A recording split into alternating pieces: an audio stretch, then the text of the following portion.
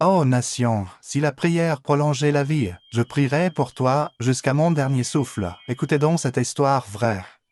Une médecin saoudienne raconte, un homme nommé Mohamed, âgé d'une trentaine d'années, est entré avec une femme qu'il tenait parce qu'elle essayait de lui échapper et retirait son voile qu'il remettait sur sa tête. Elle frappait sa main, le griffait et lui crachait au visage tandis qu'il souriait. Sa mère est entrée dans le cabinet, puis elle a enlevé son voile et a commencé à rire comme une folle sans raison, tournant autour de la table de la doctoresse. La doctoresse a demandé à Mohamed, « Qui est-ce » Il a répondu, « Ma mère ». Elle a demandé, « Qu'est-ce qu'elle a » Il a dit, « Elle est née sans raison ». La docteur a demandé, « Comment t'a-t-elle mis au monde » Il a répondu, « Mon père l'a épousée et mon grand-père espérait avoir un fils. » Puis il l'a divorcée la première année, mais elle était déjà enceinte de moi et m'a donné naissance.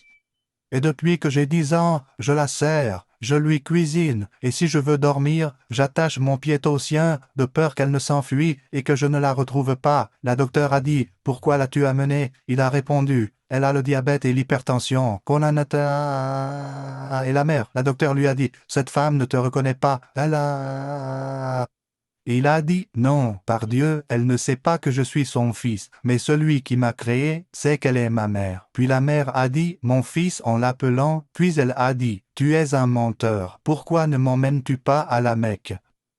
Tu vois la Mecque à l'écran, chat. Da je t'y emmène jeudi. Alors la docteur a dit, « Bah tu l'emmènes Soka alors qu'elle n'est plus responsable. » Il a dit, « Ouche, chaque fois qu'elle veut la Mecque, adjetan ouche, je l'y emmène. » A dit, « Je ne veux pas qu'elle souhaite quelque chose que je peux réaliser et que je ne fais pas pour elle. » Puis il est sorti avec sa mère et a fermé la porte derrière eux, dit la doctoresse. Alors j'ai pleuré amèrement et douloureusement et j'ai dit que j'avais entendu parler de la piété filiale.